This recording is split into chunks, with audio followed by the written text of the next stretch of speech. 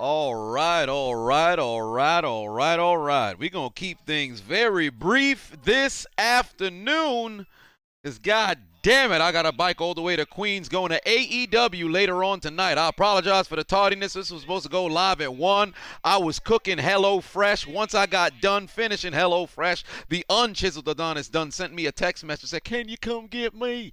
I finished my doctor's appointment. So I figured as a birthday gift to him, I would go and pick him up. The large unchiseled Adonis turns a ripe 31 today. Come say hello to the people so they can tell you happy birthday. Here, ladies and gentlemen, the unchiseled Adonis. But you don't need to make sure your shirt is secure. They're barely gonna see you. But yeah, you gotta move sideways. Everybody, say hello, happy birthday to the unchiseled Adonis. All right, there is the eclipse on the stream that we were looking for. So you can say something to the people. Thanks for supporting my brother. Everything. Glad to see all y'all tuning in.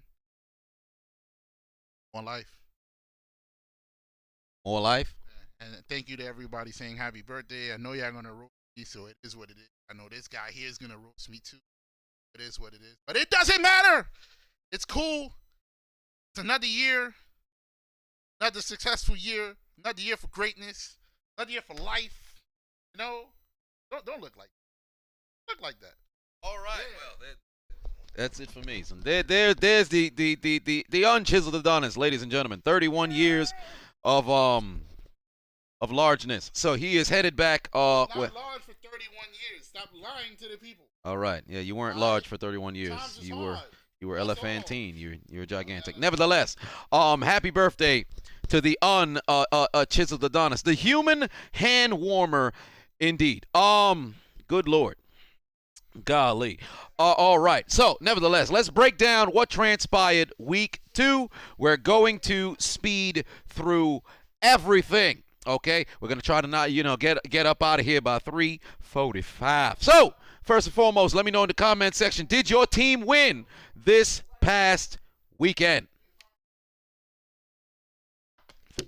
Me, as a Pittsburgh Steelers fan, no. We did not have a joyous weekend. But let me know, did your team win this past weekend? And how are you feeling about your team's chances moving forward? Of course, it's the first month of the season, so motherfuckers are going to be out here overreacting. Once again, as Aaron Rodgers would always say, relax. Relax. There's no reason why you should hit the panic button yet. It is very early in the season. Granted, celebrate your wins. You can mourn your losses, but there's a ton of time for your team to bounce back. Unless, of course, you're in a situation in which you lost your starting quarterback, then you kind of have to hope there's a situation like a Kurt Warner taking over for Trent Green, a Ben Roethlisberger taking over for a Tommy Maddox, a Tom Brady taking over for Drew Bledsoe. Things of that, nature, or a Jim Hostetler taking over for Phil Simms. My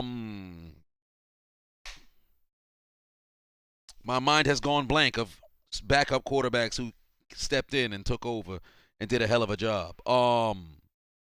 I should not have drawn a blank this early. But nevertheless, brutally bored. Put 5 on it, said, my team beat your team, so I'm happy. Well, there it is. Raiders Nation, step up. Matt Castle when Tom Brady went down. Thank you very much, unchiseled Adonis. So, nevertheless, and Justin Fields will be the starting quarterback moving forward. But let's first start out Thursday night football. Washington football team, shirts, no skins, took on and hosted the New York Football Giants. Steve Young taking over for Joe Montana. Yes, indeed. How the hell can I forget that? But it started on Thursday Night Football. Week 2 commenced. We had the Giants taking on the Washington football team. First and foremost, this game for the better half of the first 3 quarters was mildly entertaining. And then the fourth quarter just got really interesting because the Giants did everything in their power to lose this football game. I have never seen 51 people go out there and completely stink up the joint. The only people who showed up was Daniel Jones and Graham Gano. Sterling Shepard was there as well. So let's say 50 out of the 53. Everybody else played like absolute garbage. Tress Rules put 10 on it. Said, great week of commentary as always. Chiseled. McDaniels needs to stop being conservative and let Mac Jones throw to the end zone. We're not going to win a lot of games playing like that. I agree. He needs to throw the ball vertically down the field. Hell, the Patriots may not have those deep, killers all the way down the field as it pertains to throwing the football vertically down the field. However, you got to go out there and at least give it a shot. You don't have these wide receivers, and you're not going to at least take some shots. If I'm McDaniels, I'm taking the top off the defense. Let Daniel Jones go. I said Daniel Jones. Let Mac Jones go out there and let it fly, goddammit. Tony put 5 on it, said Steelers suck. Well, they definitely did last week. I should say this past week. Well, there it is. But, oh, yeah, of course, Alex Smith, things of that nature. But, the football team walked away with a W. I'll say this much. Taylor Heineke, that's a hell of a performance that brother had. That is a hell of a performance that brother had on Thursday Night Football. You talk about his first victory of his career. That was a great way to go ahead and get it. One huge takeaway for the New York Football Giants. Y'all got to figure out what the hell you're going to do with Saquon Barkley, because he had literally 2 positive plays the entire game, and that was it. That was it. Kenny Golladay did absolutely nothing. He came over from Detroit after having 2 good seasons in Detroit, and then goes to New York, and this man is screaming on the sideline but struggling to get separation. I rewatched the film. It's one thing if Kenny Golladay was over here open all day, but that wasn't the case. Mans wants the football, get some doggone separation. Shooter is in the building. What's going on? Elkie Iron Man?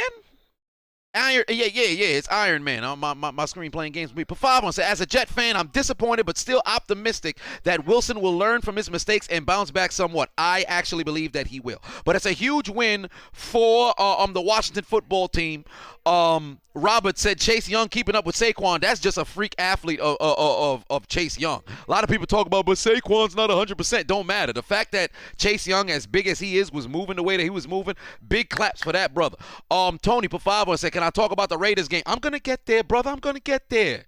Patience. We going game by game, okay? But football team with a great win over there, but still I need to see a bit more from their offense. Terry McLaurin is an absolute dog.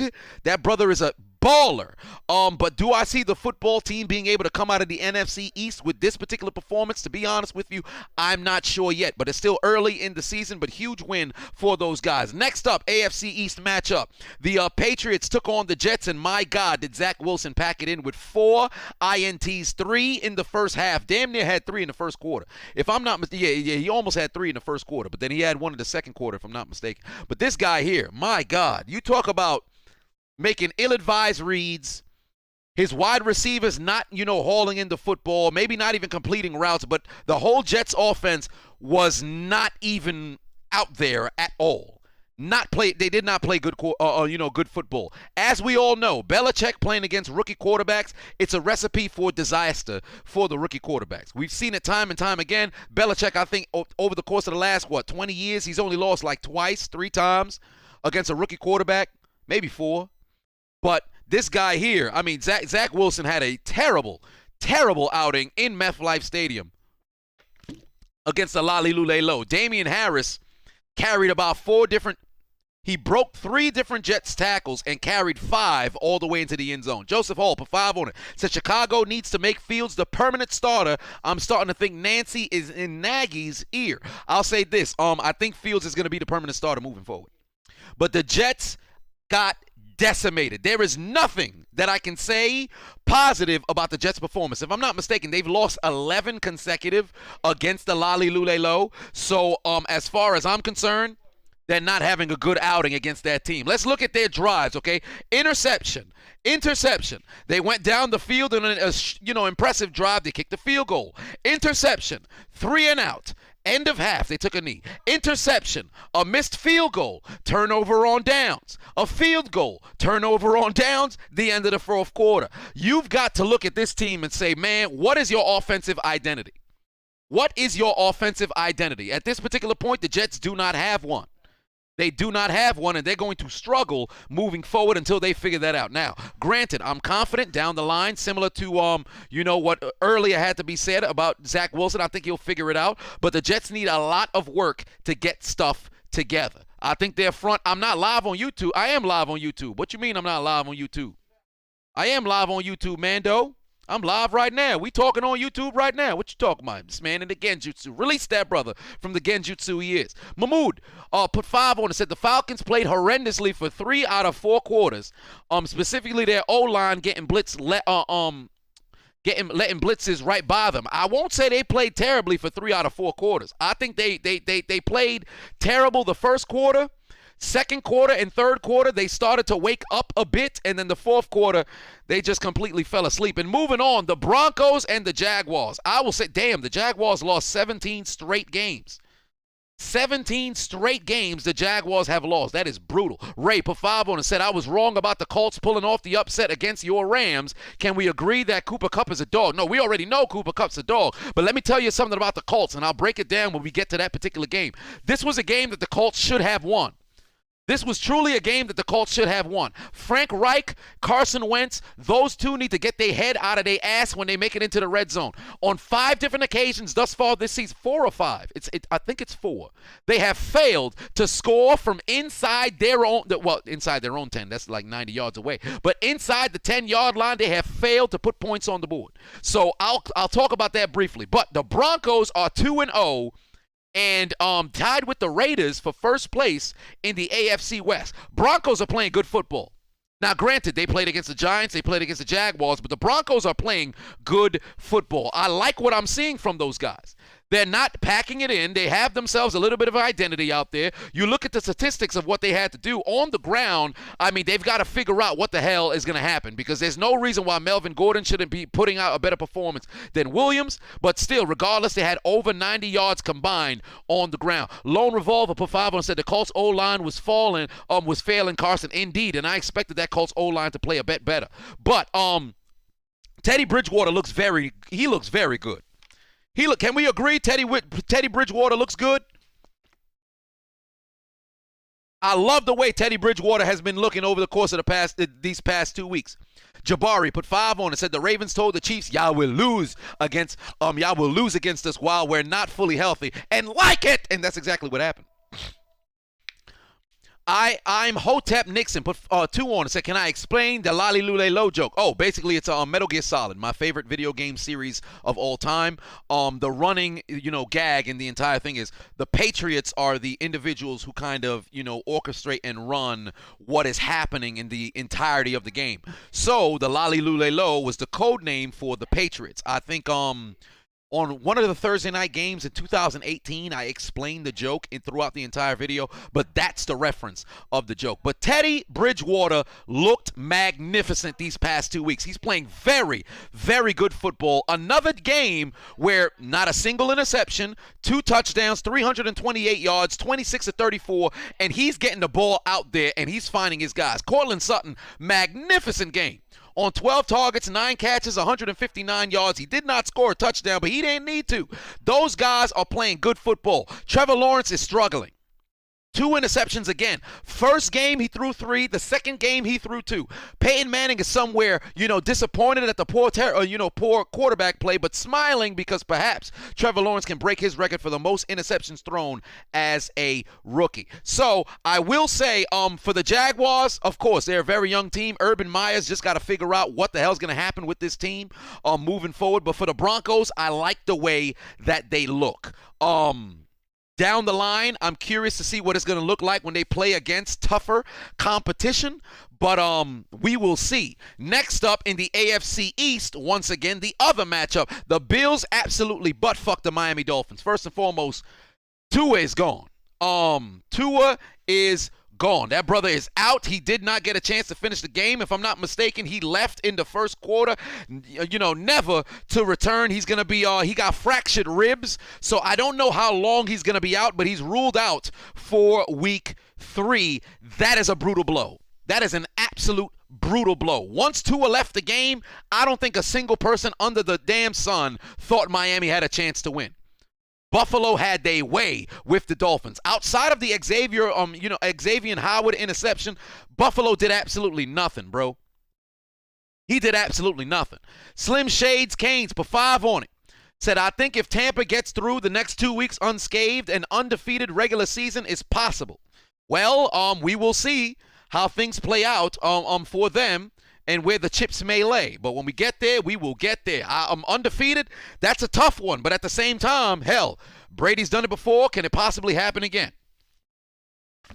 But I think the Rams, I still believe the Rams will be the guys who represent the NFC in the Super Bowl. However, the Bucs do look very impressive. But for the Dolphins, I mean, Jacoby Brissett came in having to pretty much throw because the Bills jumped out to, what was it? They had a 14-0 lead by halftime, and they did not really slow down offensively. There was virtually no run game nor the willingness to run from the Dolphins. Gaskin had 5 carries. Malcolm Brown had 5 carries. You've got to be kidding me. Savion? Ahmed had the most carries with 6. They didn't even try to run the ball. They didn't know how to run the ball. And Jacoby Brissett had to throw the football 40 times. And damn it, that's never going to be, something that's going to work out in their favor. They got absolutely decimated, bro. 35-0. Josh Allen had a very, decent performance, 17-33, 179, 2 TDs, and 1 INT on the ground. Devin Singletary had a run where this brother ain't get touched until he went into the end zone. And then that was pretty much it. The Bills suffocated the offense of the Dolphins the whole goddamn game. They couldn't do a goddamn thing. Do I think Miami would have to trade for Deshaun Watson? I think so now. With Tua being out with fractured ribs, the best case scenario is make that trade. Make that trade ASAP. Sean put 2 on it. Said, don't know if I'm late, but how I'm liking the Panthers defense. I'm fixing to get there in a few games. But the 49ers and the Eagles. 49ers walked away with the W here. They remain undefeated at 2-0. The Eagles fell in this particular game. This was interesting. This game was very interesting. It was back and forth kind of situation. San Fran was able to, mess around and put the game on ice, in my opinion, in that fourth quarter. I was impressed by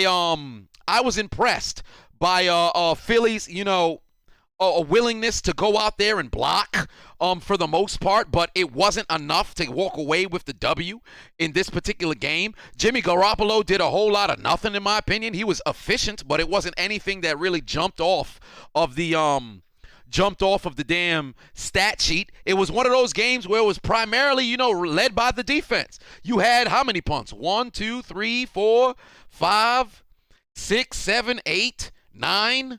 9 punts in this game? We had 9 punts in this game? Ridiculous. Like, you've got dams, and the offense didn't do anything. Philly's defense came to play. The 49ers defense came to play as well. I mean, to total yards, that nobody went over 330. It was okay game. It was a back and forth kind of game, but then the offense's failure to go and execute, especially on Philly's side. Because how the fuck do you have a 91-yard reception when Hurts was able to connect with Watkins for 91 yards? You get inside the 5. You fail on 3 consecutive plays. You tried to do the Philly special. And ward through the ball out the back of the end zone. At that point, if nobody's open, tuck the football and run. Lower a shoulder and try to get into the end zone. I didn't understand what Philly was trying to do offensively the entire game. Don't get me wrong. San Francisco's defense is still good. But Philly's execution and their play calling was piss poor. I did not like it. Honcho put 10 on it. Said Sirianni play calling at the goal line and losing Brandon Graham, 2 of the biggest factors of the loss. I agree. The play calling is absolute ass, bro. I don't get it. I don't get it. How the fuck are you at the... Why? Why do these teams keep failing at the goal line? It's terrible. It really is terrible. Yes, Jay, that was the same thing I asked. Why the hell did Ward throw it out of bounds? It's 4th down. Why would you throw the ball away? Why? Who's... The play calling, I really don't get it.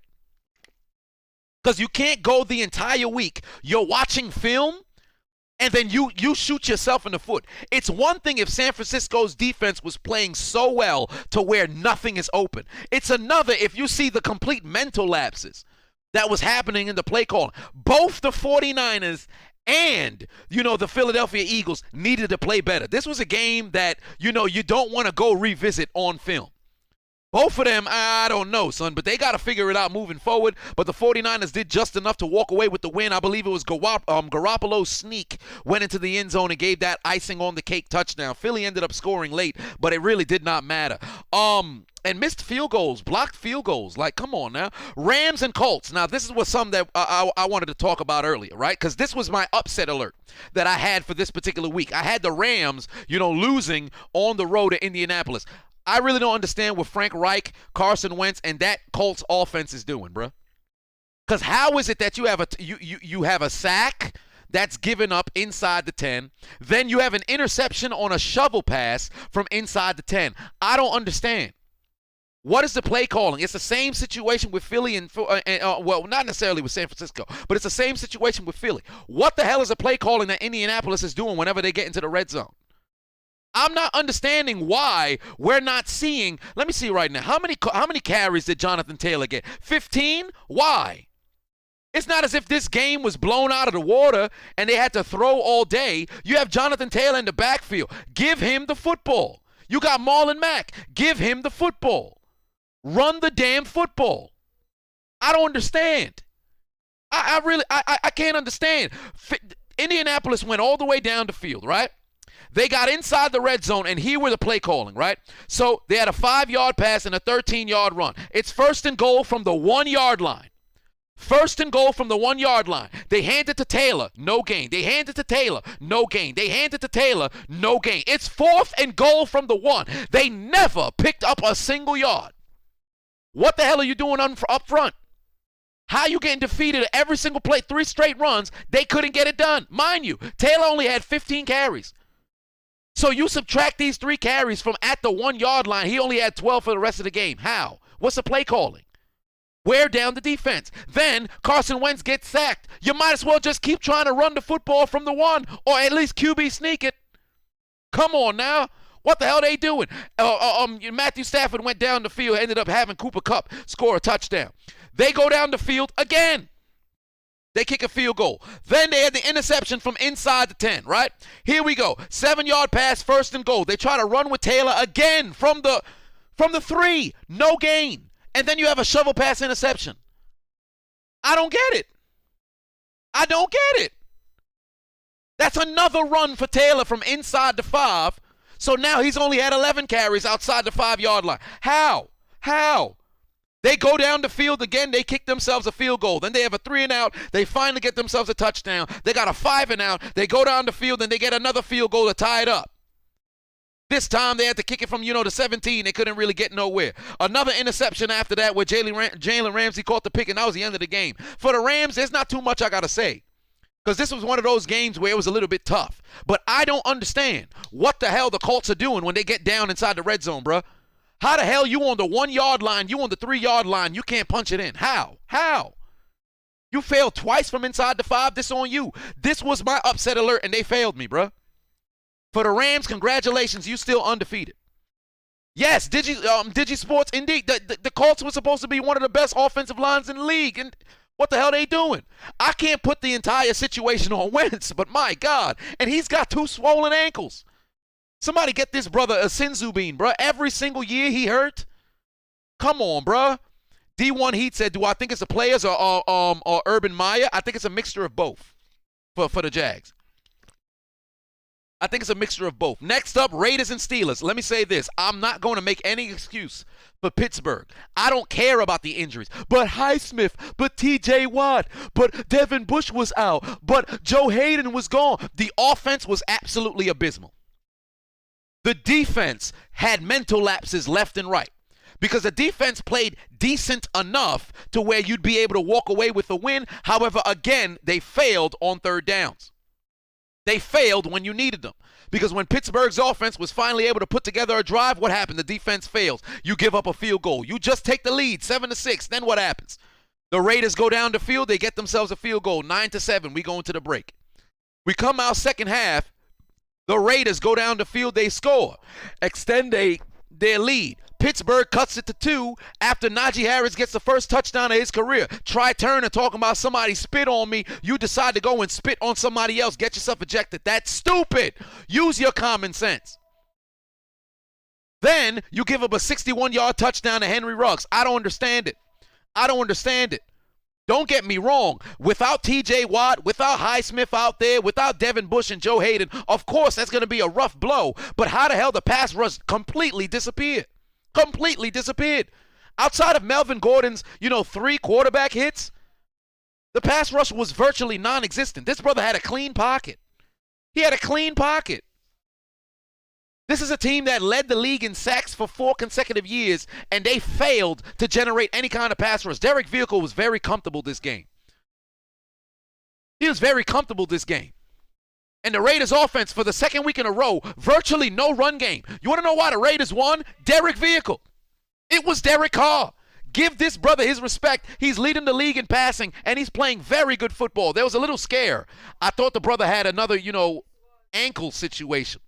But I'm happy that he's all right. When I saw he went down, I'm in the middle of hosting, the conference that I was at in Tampa, and I'm there like, oh, no, I know Derek Carr didn't just get hurt.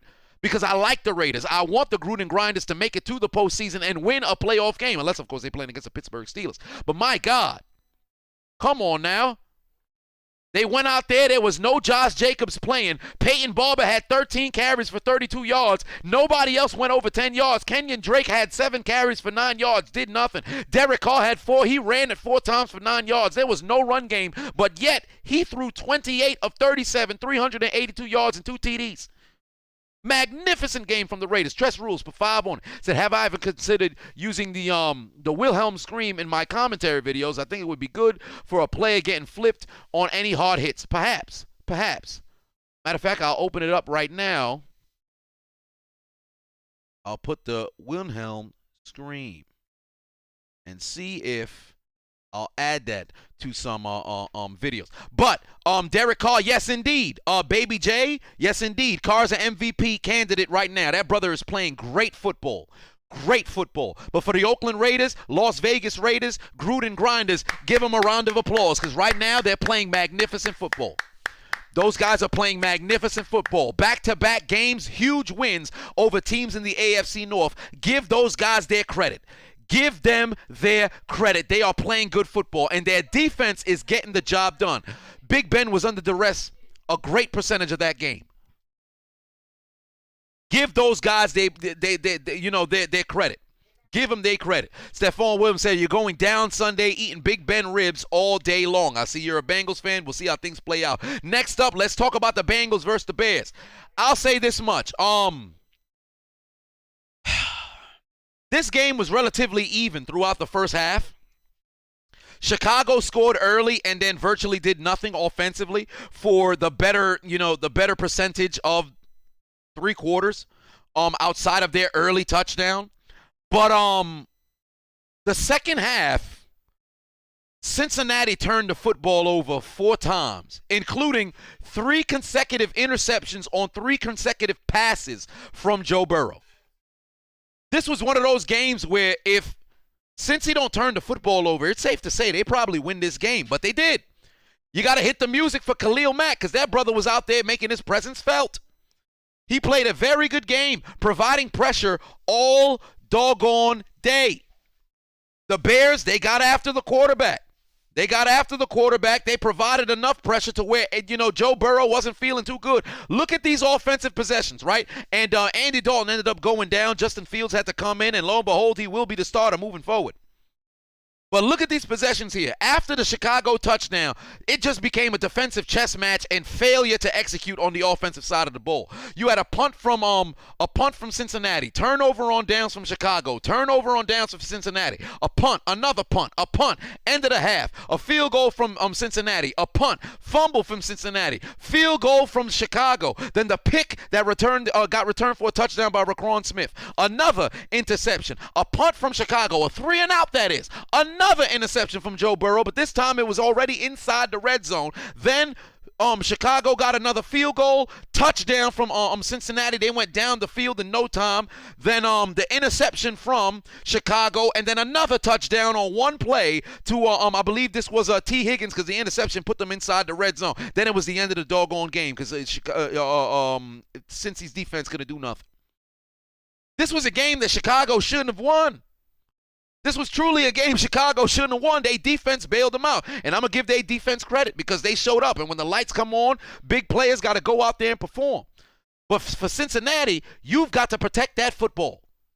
Protect that football. Cincinnati's leading the AFC North. I'm telling you right now. If Cincinnati protects the football, they are 2-0 and leading the AFC North. Because Chicago did a whole lot of nothing offensively. A whole lot of nothing offensively. Joe Burrow need to bounce back from this game. I ain't one of those people where I'm going to sit there and be like, oh, man, he threw three interceptions and the offense had 4 turnovers in the second half. Maybe he's a bust. Whoa, pump the brakes. Pump the brakes, because he wiggled that right off, went down the field and had 2 straight, drives that ended in touchdowns, made things interesting, but Cincinnati's defense couldn't get the football back. NT season, put 5 on it. Said, my head hurts with Seattle. Can we stop trading first round picks and draft actual good players? Perhaps we'll see that. Browns and Texans. First and foremost, Tyrod Taylor can't catch a break. He can't catch a break. I really don't understand why the hell, the health, the football gods refuse to let this man play football. This man can't catch a break. It's mind-boggling to me. The amount of times this man's been hurt, bruh. I don't understand.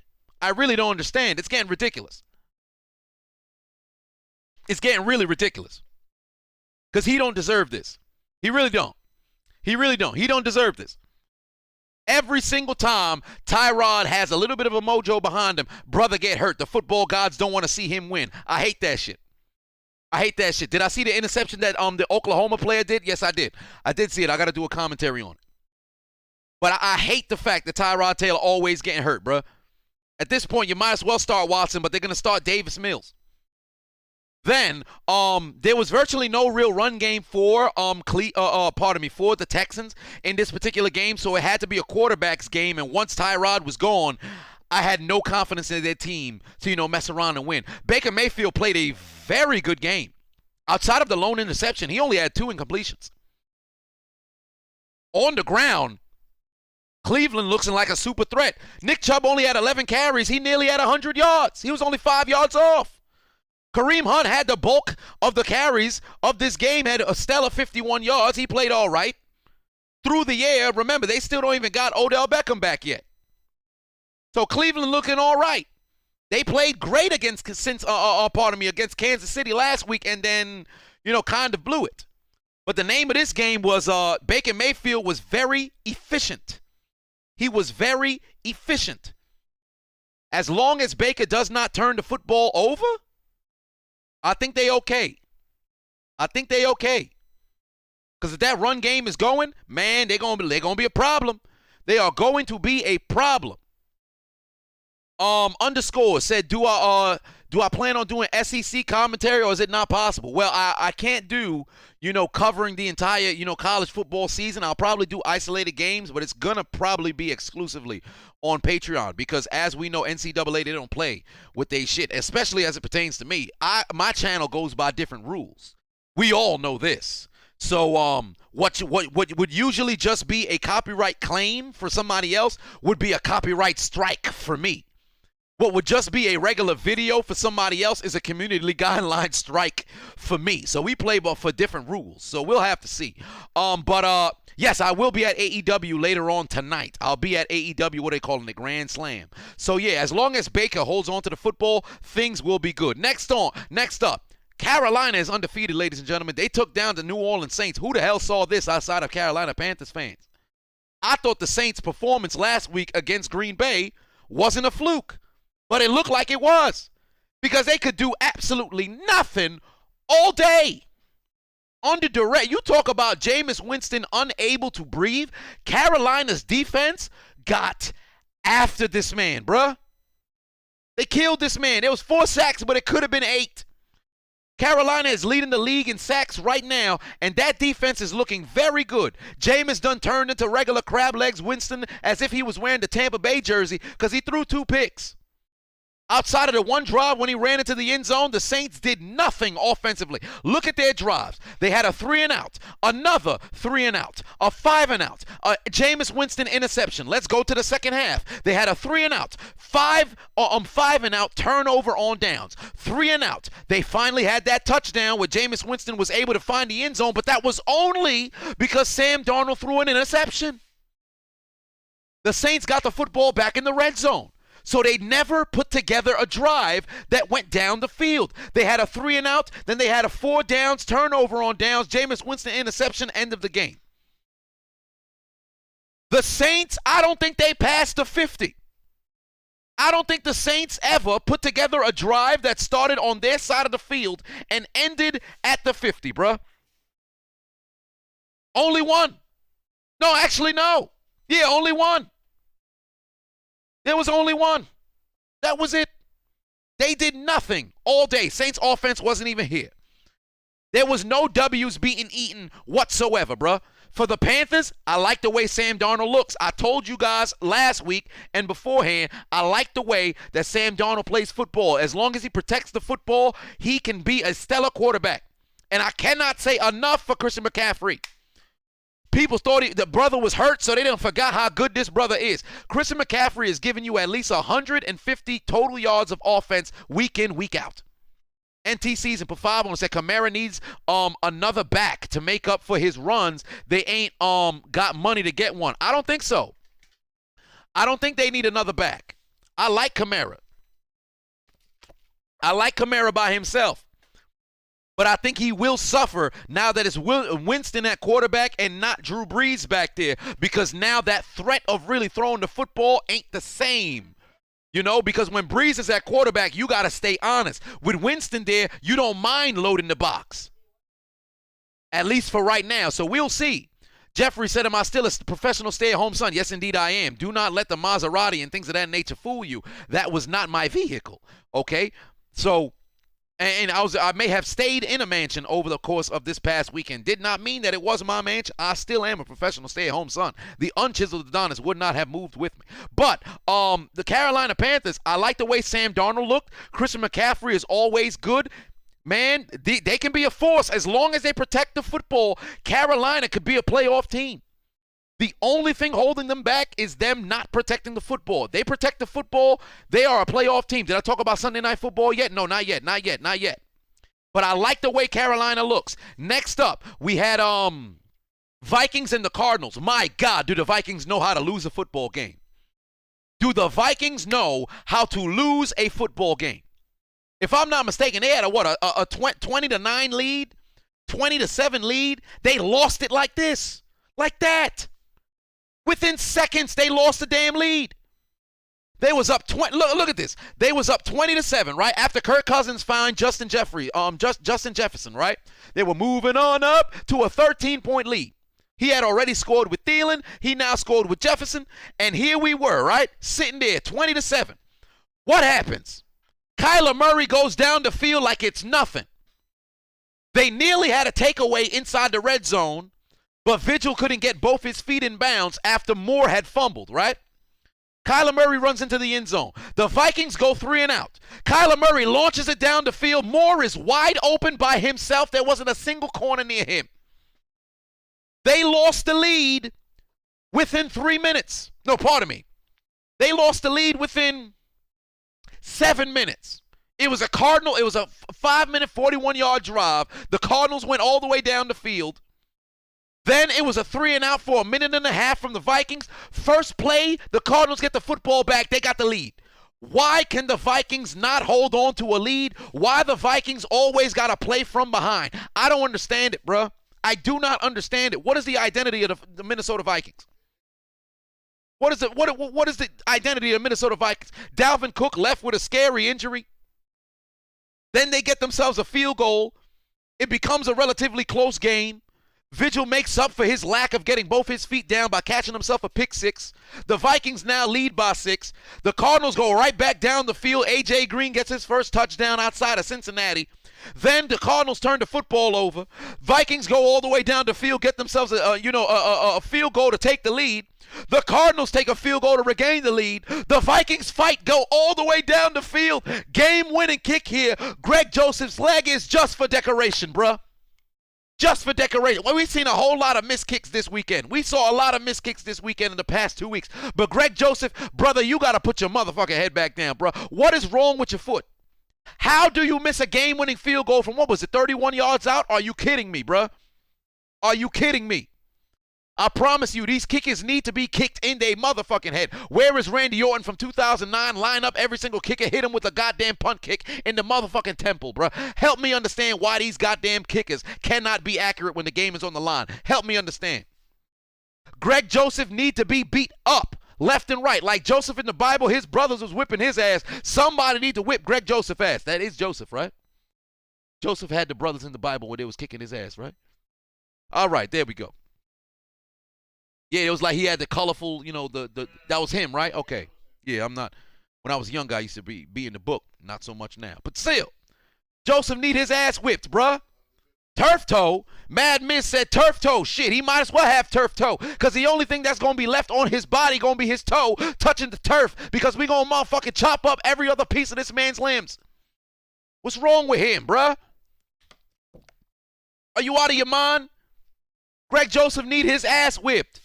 Back-to-back weeks, the Vikings lose on some bullshit, self-induced bullshit.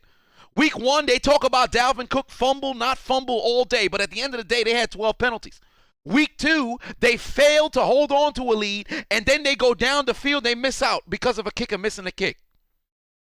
How many years are the Vikings going to suffer because their kicker can't kick a motherfucking field goal, bruh?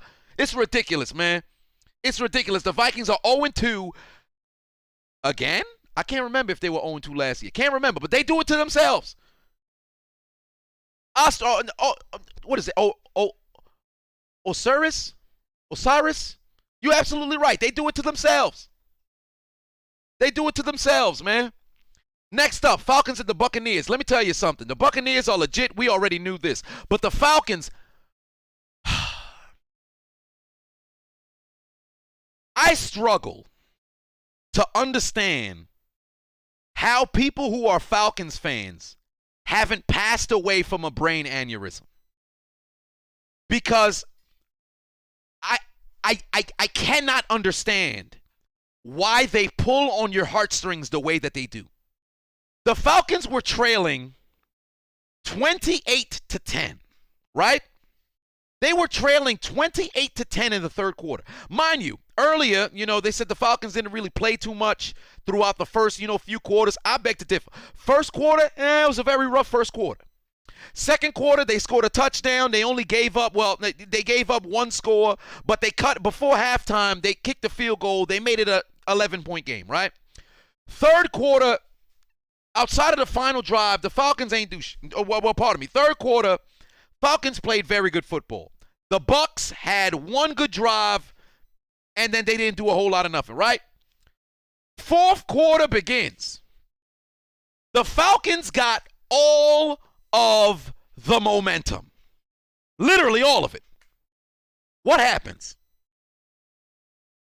Yo, let's have a 3-and-out after we scored on back-to-back drives. All right, yeah, that's no problem. That's no problem. The defense like, third quarter was our quarter. We actually keeping pace with the world champions. Yo, let's stop playing football. Okay, cool. Offense comes back on the field. Yo, you see Mike Edwards over there? Yo, let's make a name of it. Let's let him make a name of himself. What do you mean? Yo, let's just throw back-to-back pick sixes. How? Help me understand, bro. Not even back-to-back pick six. Pick six, turnover on downs. The Bucs do nothing with the football and turn the football over on downs. Let's throw another motherfucking pick six to the goddamn same person. The offensive line completely checked out. It wasn't necessarily Matt Ryan's fault for both pick sixes. It wasn't necessarily his fault for both pick sixes. But the offensive line said, yeah, we don't want to play football no more. I don't understand. I don't understand. And then the defense said, yeah, we good for the rest of the day. This is ridiculous, bro. How are Falcons fans, how do you guys exist? I don't understand how y'all don't got pitchforks outside of Mercedes-Benz Stadium pointed at Arthur Blank every time he pulls in on Sundays for a Falcons game.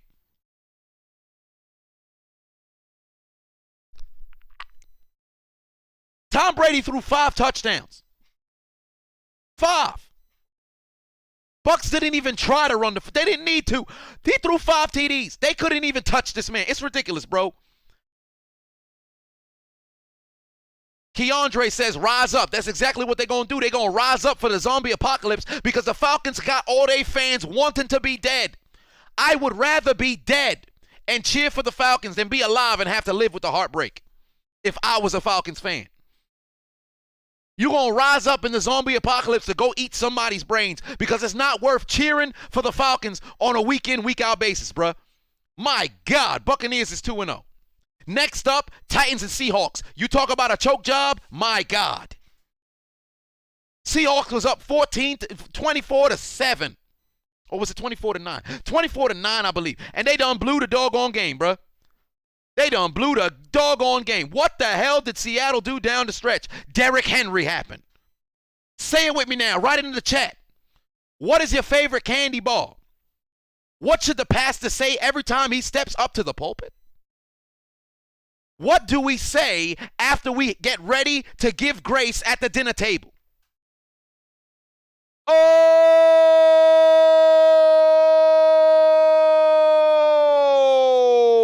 Henry! Because Derrick Henry could not be stopped. Slim Shady put 5 on and said, your thoughts on Tampa Bay possibly bringing in Sherman for the injured Murphy Bunting? I don't know. I don't think it's going to happen. But if they bring in Sherman, I think that's a good, that's a good addition. Of course, he may not be what he used to be, but that's great veteran leadership moving forward. But Derrick Henry rubbed his nutsack all over the motherfucking Seattle Seahawks, bruh. All over the Seattle Seahawks. Seattle took the 24. They scored 24 in the second quarter. Their offense completely disappeared in the second half. They started out with eight plays and a punt. Then they scored the touchdown where Swain was completely wide open and left completely alone. That was a mental lapse, or I should say a broken play on the Titans' defensive side, right? After that, three and out. End of regulation. They go into, they go into overtime, a 3 and out, and Russell Wilson damn near takes a sack. What the hell happened to the offensive line in the second half? What happened? Derrick Henry came alive in the second half. Oh, might I add, Julio Jones got absolutely robbed of a touchdown. That brother caught a touchdown. What the hell did the referee see? This one don't make sense. They saw this man get both his feet down at the back of the end zone. They correctly called it a touchdown. They went to go review it and then overturned it. Something is wrong with these referees, bruh. For 4 consecutive years, the referees have been absolute garbage. I don't know who the soccer player or whatever it was or that meme that goes around. Sometimes maybe good, sometimes maybe shit. With the referees, there's no maybe sometimes they good. They always shit. Tennessee should have won this game in regulation. Derrick Henry could not be stopped at all. Julio Jones got robbed in broad daylight. You absolutely correct. Mr. Lee, you absolutely correct. He got robbed in broad daylight. That should be a Julio Jones touchdown. If you guys got Julio on your fantasy team, you should be, pissed off. Might I add, Tennessee missed a field goal too. You got to be kidding me, bruh. You already knew, mind you, Derrick Henry, as the game progresses and you reach the fourth quarter, if the Titans got a lead, you better pray. Because Henry's going to keep getting the carries. They were losing. And Derrick Henry was coming alive. When he scored that 60-yard touchdown, I said, oh, it's a wrap. Seattle defense did not show up at all in the second half, bro. They should be ashamed of themselves. And it's fitting that they 1-1. Big shout out to Randy Bullock kicking the ball through the uprights and winning the doggone game. A great game from Tennessee. My God, the referees was ass. Cowboys and the Chargers, first and foremost, and now no Chargers, no. Because they done lost this game, they are 1-1. This was one of them games that the offenses did not look impressive at all. Let's just run down. Outside of Dallas's opening drive, what else did they do this game? They threw an interception after they caught an interception. They scored another touchdown in the first quarter, and that was it. Look from the second quarter on until the end of the game. Turnover on downs. The end of the half, right? Turnover on downs, the end of the half. Second half, they had a 7 and out. They kicked the field goal. They had a field goal in the fourth quarter, and then they had messed around and they won. But they did nothing. Offensively, they did nothing in the second half. They didn't need to. Because the Chargers was abysmal just like that as well. I need to figure out what the hell Zeke going to do moving forward. This wasn't in one of them games where, like, the Cowboys may have got their first, victory of the game, right? They may have got of the season. Cowboys may have got their first victory of the season, but my God, they could have played way better. That offense needs a little bit of help. I feel like the play in the first game against Tampa may be a fluke. Where the hell was the goddamn offense? But nevertheless, SpongeBob not going to complain because we got our first victory of the season. We damn boys. We went down the field. We get touchdown. I don't know what's going on with Zeke, but I like the way that Tony Pollard look. We still got Zeke. We got Zeke. He better wake up. Tony Pollard, Amari Cooper, C.D. Lamb, Michael Gallup. Once he come back and he's healthy, I need him to be healthy. Blake Darwin. We damn boys. Wait until Zach Martin come back. On defense, we got Tank Lawrence. Well, he kind of hurt with a messed up leg, but he not out for the season. I can't wait till he come back. We got Diggs. Diggs always go out there and make plays for us. He make interception on our favor. I like when Diggs play good football. We like Diggs. Then we got Van Der Esch, Dalen Smith, Tony Romo on commentary, Troy Aikman on commentary, Michael Irvin, the analyst. Can't forget about Skip Bayless. We them boys. We winning tonight. Then we gonna win 14 more games. 15 more games. We gonna end the season 15-1. And then we going to the Super Bowl. Nobody's gonna stop us. We're gonna get 6 rings. 6 rings. 6 rings. 6 rings. 6 rings. 6 rings. We them boys. That's all you seeing right now from the Dallas Cowboys fans. They're having a time of their life. NT Caesar put 5 on it. Said, I like my Seahawks secondary. Went from having all Pro Bowl corners and safeties to trading picks and not even trying to replace them. It's brutal. It's brutal. The Cowboys fans got their first W of the season, but damn it, I would not sit over here and poke my chest out. I would not poke my chest out. They need to play a little bit better, bruh. They need to play a little bit better. Because I still got questions for what the hell's happening. Tony Pollard looked amazing. Amazing. I need to see Zeke play better.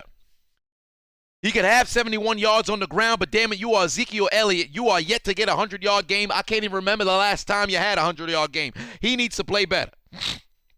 Bottom line, Skyron put 5 on it. Said Cowboys fan here, but we also got bailed out by those 2 huge Genjutsu touchdowns called back as well. Ain't that the truth? But for the Chargers, don't hang your head just yet. Don't hang your head just yet. It's a long season. You guys can bounce back. Mahmoud put 4 on and said, don't forget the motherfucking punter who shanked 2 punts for the Falcons. Man, the Falcons just brutal. Absolutely brutal. Next up. I said another donation that done came in. I want to make sure I don't miss it. Nestmaster said Julio got robbed. NFL still doesn't know what the hell a catch is. You absolutely right, brother. Next up, Sunday Night Football, Chiefs and Ravens. Game of the week, in my opinion. Game of the week. Magnificent game. Magnificent game. Just edged out, the Titans and the Titans and the Seahawks. But my God, what a game. Kansas City completely choked. 11-point lead. They defense could not tackle Lamar Jackson. Now, granted, Lamar Jackson got wiggle. That brother has the ability, slip out of tackles here and there. But what the hell happened down the stretch, bro? Nobody was able to touch this man. On the first contact, you were getting your ankles broken. Or this man was slipping, but from your grasp. They could not tackle him. They could not tackle him. Yet another game where everybody, you've got a 10th string running back on Baltimore still having positive yardage. Baltimore destroyed them on the ground again. Tyson Williams almost went for 80 yards. Lamar went over 100 by himself. Everybody runs, positive down the stretch. Lamar started out very, he was struggling thus far, but Kansas City defense wasn't even consistent. Outside of Tyrann Mathieu' 2 interceptions, their coverage was ass. How many times did we see Hollywood Brown get behind the defense? How many times? Mark Andrews only had 5 catches, but every single catch was crucial. Where the hell was Kansas City's defense? They didn't show up at all. Hell, both defenses didn't show up. But you're looking at a Kansas City offense that's high-powered, so I understand. Where the hell was the tackling on both sides of this game? How does Travis Kelce, as slow as he is, catch the football at about, what was it? He caught the football at like the 46, started running, and the Ravens could not tackle him until he was in the end zone. How? How does Byron Pringle catch the football at the middle of the field, outrun motherfuckers around to outside and run into the end zone? How? Where was the defense on both sides? Marquise Brown behind the defense every single play. It was an abysmal performance for defenses up until the Ravens had that interception. And then Clyde Edwards-Helaire decides to go out there and bum it up and fumble at the end of the game. Super Genjutsu, bruh. Super Genjutsu. Running back university with a huge win, bruh. Ain't no defense at all. Outside of those 2 Tyrann Mathieu interceptions, there was no defense at all. Do not let the, turnover margin fool you. This was not a game in which you could look at on film and the defensive coordinator's like, hey, man, that was a good performance. Hell no. Both offensive line, well, I should say both defensive locker rooms need to be slapped. Bottom line, bruh. Bottom line. That fumble was rough. That fumble was rough.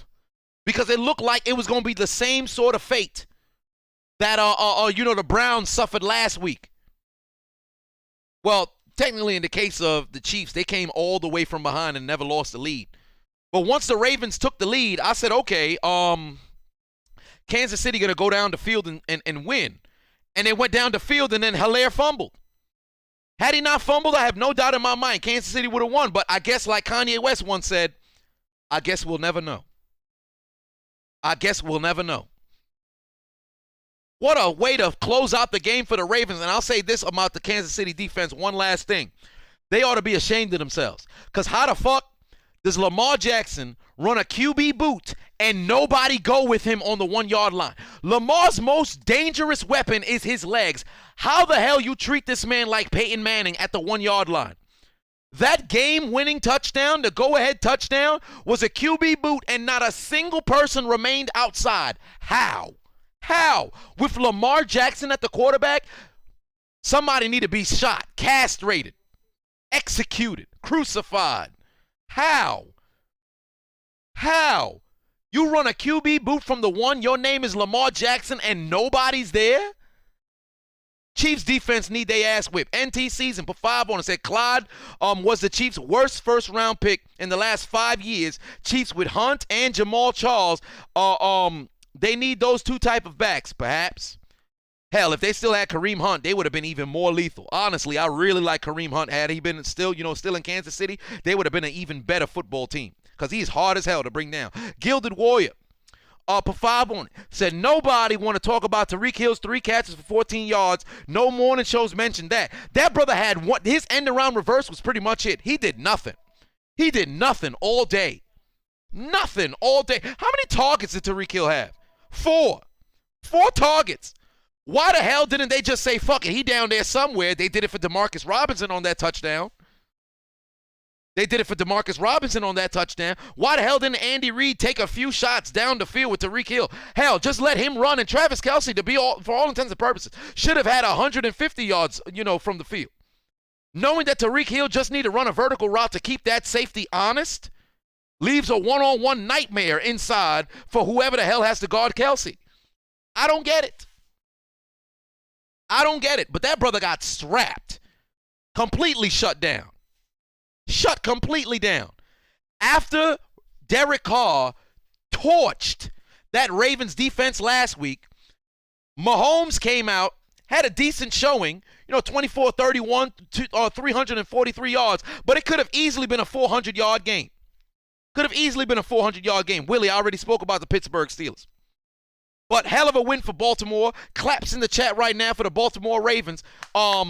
Everybody is tied at 1-1 in the AFC North. But yeah, the Ravens, the Ravens and the Browns look like the best teams. And I ain't even gonna lie to you right now. Cincinnati look better than Pittsburgh do too. Cincinnati look way better than Pittsburgh does right now. And that's saying something, knowing how I feel about my Pittsburgh Steelers. I ain't gonna lie to you. Coming out of week 2, Pittsburgh's the worst team in the division. Pittsburgh's the worst team in the division, but we ain't talking about that right now. Last but not least, the Lions and the Packers. Let me say this. The Lions should receive as much notoriety for blowing leads as the Atlanta Falcons does. But the difference is the Lions have always been known for being a poverty franchise. So they don't get that kind of coverage. But the Lions should be ashamed of themselves, bro. Because that first half, they played as good a football game as you possibly can. The Packers may have scored 2 touchdowns, but the Lions not only held on to the football, not only had damn near a score on every single drive outside of one, but they two, but they played a very good football game. And they went into the half leading 17-14. And everybody in America was watching like, wow, man, the Lions playing good football. The second half started.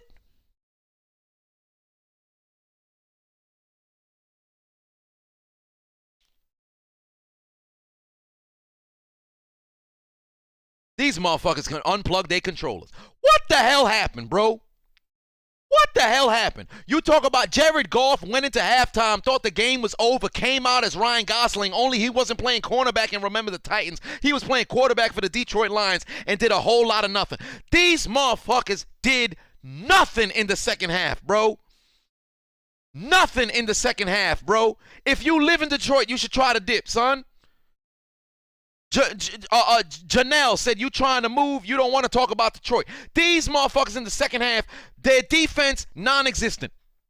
The Packers went down the field 3 straight times and put points on the board. It was 35-17 before we reached the fourth quarter. They scored 21 unanswered points. Aaron Jones could not be guarded. Devontae Adams could not be guarded. Aaron Rodgers could not get touched. I think there was only like one sack, 2 sacks in the second half. But there was virtually no pressure. Outside of those 2 sacks, it wasn't like he was under duress. Outside of those 2 sacks, there was no pressure. Jared Goff, an absolute liability, bruh. You've got to be kidding me. Jason said, I thought the Lions were going to be good. I got caught in a genjutsu. No. I thought they would at least attempt to be consistent. Second half started, they forgot how to play football. Here's their possessions in the second half. Turnover on downs. A fumble. Punt, interception, turnover on downs. Atrocious. Absolutely atrocious. Green Bay ain't do a goddamn thing in the second half offensively, and the Lions still failed to put points on the board. They ought to be ashamed of themselves, bruh. They ought to be absolutely ashamed of themselves. After watching the way they played the first half, it's not like the Packers came out and made crazy adjustments. The Lions just didn't know what the hell to do. T.J. Hawkinson and Quintez Cephas, those were the only 2 people who showed up on offense for the Lions. They were the only 2 people. Where were the wide receivers at? Where were the Lions wide receivers, bruh? Because Cephas is a tight end, if I'm not mistaken. Cephas is a tight end, if I'm not mistaken. No, he's a wide receiver. My apologies. He's a wide receiver. He looked like a tight end, but he's a wide receiver. He almost had the catch of the century all over Kevin King. That should have been, had he caught that football, man, shit, it would have looked bad. Run game, non-existent. Why the hell is Jared Goff your leading rusher, bro? Why is Jared Goff your leading rusher? I don't understand, bro. I really don't understand. I don't get it. I really don't get it, bro. The Lions, they're going to be eating kneecaps for years to come until they get this shit together. They will continue to struggle until they get this shit together. It is brutal, bruh. Absolutely brutal. Aaron Jones went out there, rubbed his nutsack, left testicle, right testicle, his entire ball sack, and his taint all over that goddamn Lions defense. 4 TDs on the day with his father's ashes on his neck. Lost them, and then luckily the grounds crew was able to find it 2 hours after the game, went off the air. But claps in the chat for every single team that happened to win this past weekend. My takeaway overall is Tampa needs to be, correctly ranked at number 1 best team in the league. Secondly, the Los Angeles Rams should be there as well. Kansas City, of course, takes a step back after this loss from Baltimore. Baltimore's stock now increases. We've got to consider the Denver Broncos in a few weeks. They continue to play the way that they're playing. We better give the Denver Broncos their respect because they're playing good football regardless of the teams that they've played against. The Oakland Raiders, Las Vegas Raiders, hello, they're a top 5 football team in the league right now, the way that they're playing football. Give the Raiders their credit right now. They are playing good. San Francisco, I'm kind of indifferent. I'm not too sure yet. I don't want to say look at the undefeated teams and say there's a fraud among us, but I'm not too sure yet. The Cardinals, give them their respect. I think they're going to have the offensive player of the year on that offense, whether it's Kyler Murray, DeAndre Hopkins, whatever the case may be. I think it's fixing to be on that team. Those guys are playing okay. What are my power rankings? I think I should start that, tomorrow when I do the pregame for everything. But as far as I'm concerned, my top 3 teams in the league, I'll give you top 3. I don't think I could give you 5 right now. But Tampa, the Rams, Oakland, and I'll give you a 4 and 5. Kansas City. Do I want to put Baltimore at 5? Kansas City. And then